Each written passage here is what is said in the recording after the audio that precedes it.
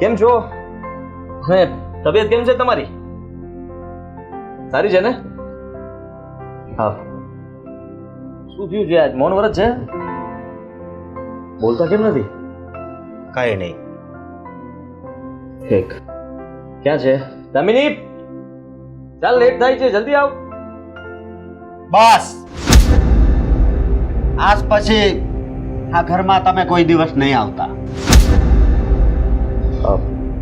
Sorry, હું કઈ સમજ્યો નહીં. તમે કેમ આવી રીતે બોલો છો ને આવી રીતે વાત કરો છો? ઓ, અમને નાટક પણ બહુ સારી રીતે ભજવતા આવડે છે. તો ઘરે રહીને તમે નાટકની પ્રેક્ટિસ કરો છો? બસ બસ કરો હવે. તો કઈ શરૂઆત જ નથી કરી તો બસ શું કરું? તમે જ શરૂઆત કરી. શું કહેવા માંગો છો? મને કઈ સમજાતું નથી. તમારી તબિયત બરાબર છે? આ પગની સાથે સાથે મગજમાં પણ નસ દબાઈ ગઈ છે કે શું છે? હા, દિલની નસ દબાઈ ગઈ છે. શેની? દિલની. દિલની નસ દબાઈ ગઈ છે? હા. તો એટેક કહેવાય ને. આ તમને એટેક નથી આવતો ને તો આપણે ચાલો દવાખાને જઈએ. એટેક આવી જાય ને તો વધારે સારું. આવું શું કામ બોલો છો અશોકભાઈ? હા, જુઓ, તમે આવું ન બોલો પ્લીઝ. તમે છે શું તમને? મને તો કઈ સમજ નથી પડતી. તમે આવી રીતે મારી સાથે વાત કેવી રીતે કરી શકો? હા, મને તમે પસંદ નથી. તમે જે ઘરે આવો છો ને એ ઘરે નહીં આવું. હું આવું છું એ ન ગમતું હોય તો કહી દો, કાંઈ વાંધો નહીં. સારું, હું ઘરે નહીં આવું, નીચે જ ઊભો રહીશ. ઓકે, હું જાઉં? સર, આવી ગયા તમે? સારું થયું આવી ગયા. મેં બધી જ તૈયારી કરી નાખી છે. બેગ પણ તૈયાર છે. હા, એક વાત તને પૂછવી હતી. બોલો. આ તારું બીજું નામ દામિની છે એ મને ખબર હતી ને તારા મમ્મી પપ્પાને. આ વ્યક્તિને કેમ ખબર પડી?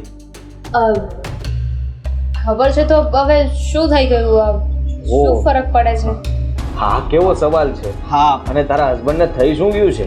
મારા ઉપર રાડા રાડ થયા છે. હા. ત્યાં ઘરમાં નહીં આવવાનું, મારી ઉપર ખબર નહીં શું કામ મારી સાથે આવું વર્તન કરે છે. હું એમને ગમતો નથી. અને બીજું કઈ, એમને દિલની ધડકનની અંદર દિલમાં નસ દબાઈ છે. અશોક, તમે આવી ગઈ? હવે આંખના ઈશારો કરવાનું બંધ કર. નો ઈશારો? હા. અરે કેવો બકવાસ કરો છો તમે ક્યારના? હા, બકવાસ નથી, આ હકીકત છે. અશોક, બસ કરો. કોની સામે કયા અવાજે વાત કરો છો એ તો જુઓ. એટલા ઊંચા અવાજે મારા બોસ સાથે વાત ના કરો. એ મારા બોસ છે, કોઈ ફેમિલી મેમ્બર નહીં. હા, તારા બોસ તો પછી પેલા તો તારો બોયફ્રેન્ડ છે ને. એ શું બોલે છે તું? જરાય ભાન છે કે ને તને? જો, મારા લગ્ન થઈ ગયા છે, મારી પત્ની છે. અને હા, તારી પત્ની છે. પોતાની પત્ની સામે આવી રીતે વાત કરતા શરમ નથી આવતી? નહીં. સર, તમે શાંત થઈ જાઓ. અને કઈ ભાન ભાન છે કે નહીં? હું સમજાવું છું ને. અશોક, હું ઓફિસે જવા લાગીને ત્યારની નથી ઓળખતી. અમને હું એની પહેલાની ઓળખું છું. બસ હવે નવી વાર્તા બનાવવાનું શરૂ નહીં કરતી. શંકા કરતા શરમ નથી આવતી તમને?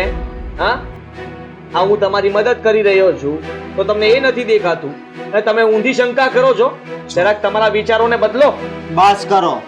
બોસ તો મારે છે પણ મને કોઈ દિવસ 5000 રૂપિયા નથી દેવા આવ્યા અને તમે તો મહેરબાન જ થઈ ગયા. અશોક, ચોપ. એના માટે છે ને સંબંધ એવા હોવા પડે. હા, તમારે બેયને સંબંધ એવા છે એટલે આણે તને પૈસા આપ્યા ને. એવી વાત કરે છે તું? હા, મેં તમારા માટે રૂપિયા આપ્યા હતા કારણ કે તમે અત્યારે કઈ કમાઈ શકો એમ નથી. તમારા ઘરની પરિસ્થિતિ ખરાબ છે તો હું તમને મદદ ના કરી શકું?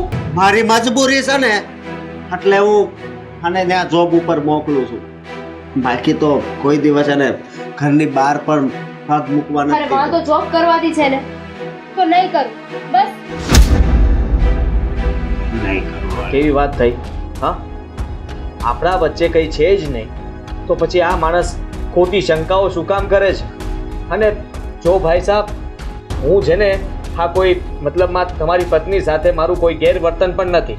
કામથી કામ છે અને આ ખાલી હું તો અહીંયા લેવા મૂકવા માટે આવું છું એટલા માટે કે એમને આ ઓટોમાં કે બસમાં આવવું ન પડે. હા, અને આમ ચીપકીને બેહીએ કે હા. કોને સફાઈ આપો છો તમે? જેને સમજવું હોય ને એને સમજવામાં આવે છે. એને સફાઈ આપવાની. પણ કહેવાય છે ને, વેમની કોઈ દવા નથી. વેમ નહીં, આ હકીકત છે. હકીકત. હા તો હકીકત છે. તમારે જે સમજવું એને સમજો. અરે કેટલી વાર સમજાવવાનું તમને, કઈ કઈને થાકી ગઈ. અને પહેલા પણ તમને સમજાવ્યા હતા. અરે મારા સુધી વાત હતી ત્યાં સુધી તો બરાબર હતું, પણ હવે તો તમે મારા બોસની સામે પણ આવી વાત કરો છો. છો સોરી. અને સોરી, હું આજે ઓફિસે નહીં આવી શકું. આપણે આના વિશે પછી વાત કરીશું. કઈ વાંધો નહીં, પણ જો ઘરમાં તારા આવું વાતાવરણ થઈ જ ગયું હતું તો તું મને ફોન કરીને કહી શકતી હતી.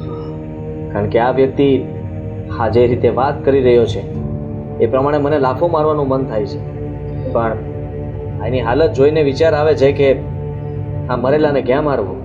માફ કરજો, તમારે આ બધું સાંભળવું પડ્યું.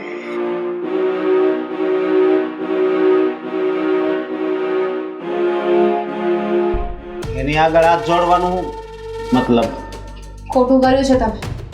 ઘરમાં 5 પૈસા આવતા હતા નહીં એમના કારણે આવતા હતા. એમની ઓફિસમાં હું કામ કરતી હતી. હવે વિચાર પણ કર્યો છે કે હું ઓફિસે નહીં જાઉં. આપણું ઘર કેમ ચાલશે? હા, તમારા સર 5 પૈસા દેવા નહીં આપે.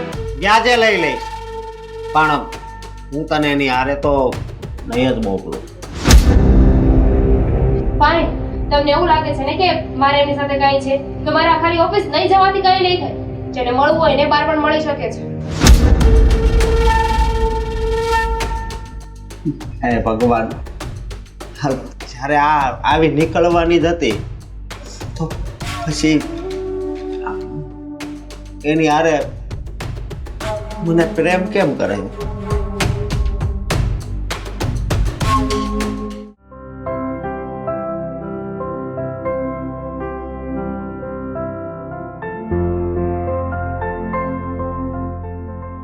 આદિ, રોજ લેટ કરવાનું. કેટલા વાગ્યા?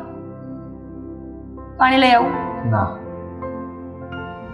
હા, જો દર વખતે કામનું બહાનું કાઢવું એ સારી વાત ન કહેવાય, પણ આજે થોડું ચિંતામાં પણ હતો. શું થયું? શેની ચિંતા છે તમને? તારી ફ્રેન્ડ દામિની, શું કર્યું એણે? એ હવે નોકરી પર નહીં આવે. પણ શું કામ? ઝઘડો થયો? તમે કઈ ગુસ્સો કર્યો છે? મેં કંઈ જ કર્યું નથી. એઝ યુઝ્યુઅલ સવારે હું એને એના ઘરે લેવા માટે ગયો તો એમના હસબન્ડ બેઠા હતા. એમની સાથે મેં થોડી ઘણી વાત કરી. મેં પૂછ્યું કેમ છો, શું છે, કેમ છે, તબિયત સારી છે? એ તો મારા પર ભડકી ગયા અને ના બોલવાના શબ્દો બોલ્યા છે મારી સામે. જોયું? આદિ, હું શું કહું છું, એમની સાથે એકવાર વાત કરી જોઉં. હું વાત કરું. શંકા કરે છે મારા પર, મારા અને દામિનીના સંબંધ ઉપર. શું બોલો છો તમે આ? હા, એવું એમણે કહ્યું કે હું એમનો બોયફ્રેન્ડ છું, એટલા માટે હું એમને અહીંયા લેવા માટે આવું છું, મૂકવા આવું છું. બુદ્ધિ વગરનો છે કે શું? કોઈ માણસ એના ઘરે લેવા મૂકવા આવે છે એનો મતલબ એવું થોડી છે કે અફેર છે. અને ઓબ્વિયસ અફેર હોય તો ઘરે મૂકવાને લેવા થોડી જશે કોઈ. દામિની કમાઈને આપે છે, ઘરનું ધ્યાન રાખે છે, એને સાચવે છે, છતાંય બુદ્ધિ વગરનો આ શક કરે છે. આજે આખો દિવસ ઓફિસમાં એના જ વિચાર કરતો રહ્યો. મને ફોન કરાઈને કામ તો ન જ કરી શક્યો, પણ તને ફોન કરવાની હિંમત નહોતી થતી કે ઘરે બેઠા બેઠા તું પણ ચિંતા કરે. એના કરતાં સારું છે કે હું જ્યારે ઘરે જઈશ ત્યારે જ તને વાત કરું. ક્યાંક તમને પણ એવું નહોતું ને કે આ વાત સાંભળીને હું પણ શંકા કરીશ? બિલકુલ નહીં. હા, સારી રીતે ઓળખું છું તને.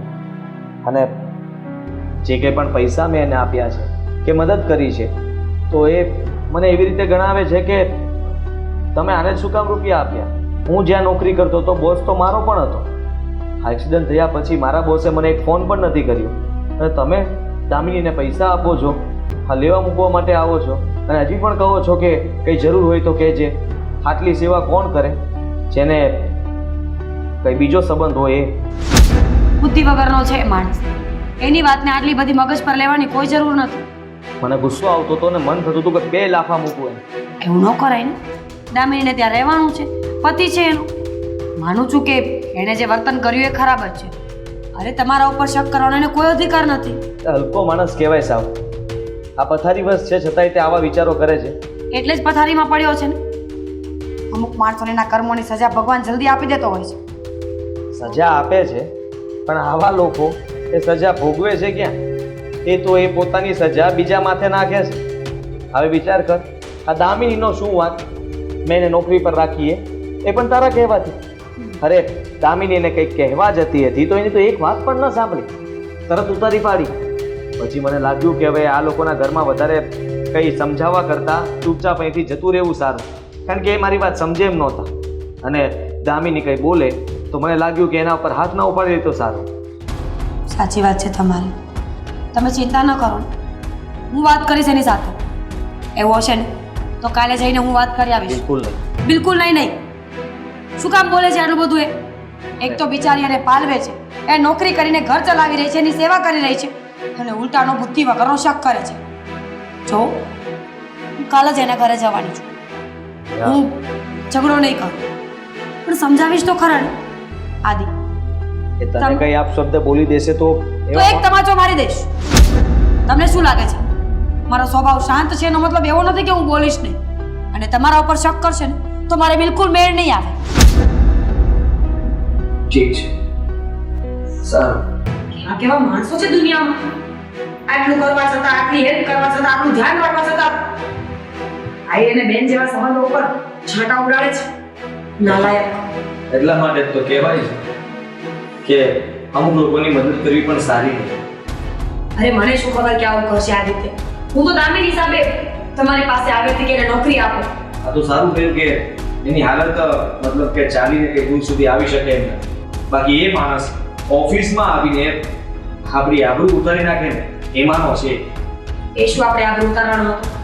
હું કાલે ચોખવટ કરીને આવીશ ને પછી કઈ બોલે ને તો મને કહેજો. જો આવી બધી વાતોને મન પર ના લો. ચલો છોડો ને, હવે આપણે જમી લઈએ. ભૂખ લાગી છે. હા, જમવાનું કરવો. આવી રીતે ઉતરેલું મોઢું રાખવું હોય ને તો ને. અને પ્લીઝ સારું.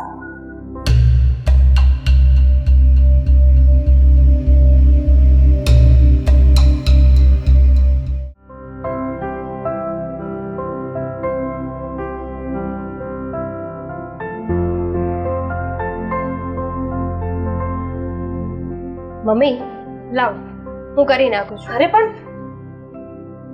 કેટલા વાગ્યા છે? 10. ઓફિસે નથી જવાનું? ના પાડી છે ને. ઓફિસનું કામ કરે છે તો રસોડાનું કામ હું સંભાળી લઈશ. જા તું નીકળ, હું હમણાં તને ટિફિન બનાવીને આપી દઉં. પણ હું આજે કામ કરી નાખું છું. એકચ્યુઅલી ઓફિસે એમ પણ નથી જવાનું. કેમ, રજા છે? ના, આજે તો રવિવાર નથી જાહેર રજા, તો તમને શેની રજા છે? મમ્મી તમારે એવું ખોટું નહીં બોલું, પણ સાચું કહું તો બોલી જા સાચું. મેં ઓફિસમાં રિઝાઇન કરી દીધું છે. શું કામ? પણ જોબ મૂકી દીધી છે. હવે મારે જોબ નથી કરવી. પણ એની પાછળનું કંઈક તો કારણ હશે ને. તારા બોસ કઈ બોલ્યા છે? ના, બોસ તો શું કહેવાના, એ તો મને કહેતા હતા કે તું આજે નિર્ણય લઈ રહી છો ને એ તદ્દન ખોટો છે. હા તો સાચી વાત છે ને બેટા. એમ શું થયું મને કે? હું આવી રીતે નોકરી શું કામ મૂકી દેશે? તને ખબર છે ને કે અશોકની કેવી હાલત છે. એની પણ નોકરી છૂટી ગઈ છે, અને તારા પપ્પાને પણ હમણાં જોઈએ એવી કોઈ આવક નથી. જો સમજ ને બેટા, તું નોકરી છોડી દઈશ તો ઘર કેવી રીતે ચાલશે? ખબર છે મમ્મી મને. આજ વિચારીને તો નોકરી ચાલુ કરી હતી ને, પણ તમને મેં વાત કરી હતી કે અશોક આ વાતને લઈને મારી સાથે ઝઘડો કરે છે, શક કરે છે કે મારે અને મારા બોસ વચ્ચે કંઈ ગેરસંબંધ છે. હવે છે ને હું વધારે સહન કરી શકું એમ નથી. સહન શક્તિની પણ એક હદ હોય છે. જેટલું સહન થતું હતું ને એટલું મેં સહન કર્યું, પણ હવે નહીં. એમના મેળા ટોણા, એમના શક કરવાનો સ્વભાવ મારાથી નહીં થાય. બેટા હું સમજાવી દઈશ ને અશોકને. તું સમજવાની કોશિશ કર ને. તું જો આવી રીતના નોકરી છોડી દઈશ ને તો બધું અટકી જશે. આપણું ઘર કેવી રીતે ચાલશે? થોડો ટાઈમ, જ્યાં સુધી અશોકને તકલીફ છે ત્યાં સુધી નોકરી કરી લે, પછી નહીં કરતી. તો આ વાત મારે એક જ વિચારવાની, અશોકની જવાબદારીમાં નથી આવતું. સમજાવું છું ને બેટા હું એને, પણ એ સમજવા તૈયાર જ નથી. અને જ્યારે માણસ નવરો પડે ને ત્યારે નવરો માણસ નખો દવાડે એના જેવું કામકાજ છે. નવરો બેઠો બેઠો ન કરવાના વિચાર કર્યા કરે છે. હું જાણું છું ને બેટા, હું તો તારી સાથે છું ને કે અશોક જે પણ કઈ વાતચીત કરે છે ને એમાં તારો કોઈ વાંક નથી. અરે તારા બોસ પરણિત છે અને એના ઘરે પણ છોકરા છે, અને એ હોય કે ન હોય પણ મને તારી ઉપર પૂરો વિશ્વાસ છે. પણ આ માણસના મગજમાં ખબર નહીં શું ઘૂસી ગયું છે ને કે આખો દિવસ શંકા કુશંકા કર્યા કરે છે. તું એનું આટલું ધ્યાન રાખે છે, તારા રજાના દિવસોમાં તું એની ભેગી દવાખાને જાય છે, પણ કહેવાય છે ને મમ્મી, જેની કદર ના હોય ને તો સામેવાળો વ્યક્તિ ગમે એટલું સાચવે પણ એની કદર ક્યારેય નથી થતી. અને કદર થાય ને ત્યારે મોડું થઈ ગયું હોય છે. અશોકને હું સમજાવીને થાકી ગઈ છું. છોડો ને, તમે છે ને આ બધી વાત મગજમાં ના લ્યો. અને એવું ક્યાં લખીને આપ્યું છે કે મારે બહાર જઈને જ કામ કરું? જો આપણા ઇન્ડિયાની ઘણી બધી બાઓ છે, ઘણી બધી સ્ત્રીઓ એવી છે કે જે ઘરે બેઠા કામ કરે છે. જુઓ નાનું મોટું કેટલું બધું કામ આવે છે ને. હવે તો બેટા તું ભણેલી ગણેલી વ્યક્તિ છે, તું શું ઘરે લાવીને સ્ટોન ચોંટાડીશ? અરે તું શું મશીન ચલાવીશ? તું સમજવાની કોશિશ કર. એ ડિગ્રી શું કામની? તો શું થઈ ગયું? આજ કામની તો નોકરી છે ને કે બહાર નોકરી કરું અને મારા પર શક કરવામાં આવે. જો બેટા, મને સમય આપ, હું એને સમજાવી દઈશ. અને તું તારા બોસને ફોન કરીને કહી દે કે તું નોકરી કરવા માટે આવે છે, તારે રિઝાઇન મૂકવાની જરૂર નથી. હા તો ઠીક છે ને. આની પહેલા પણ તમે અશોકને સમજાવ્યા હતા પણ અશોક ના સમજ્યા. આ વખતે ફરી પાછી ટ્રાય કરી જોઉં, અશોક સમજી જાય તો પછી હું ફોન કરીશ. છેલ્લી વાર બસ, પછી તું જેમ કહેશે. પણ એની પહેલા નહીં. ઠીક છે, તું તારા રૂમમાં જા, હું કામ કરું છું. હું કરી નાખું. જા બેટા, રિલેક્સ.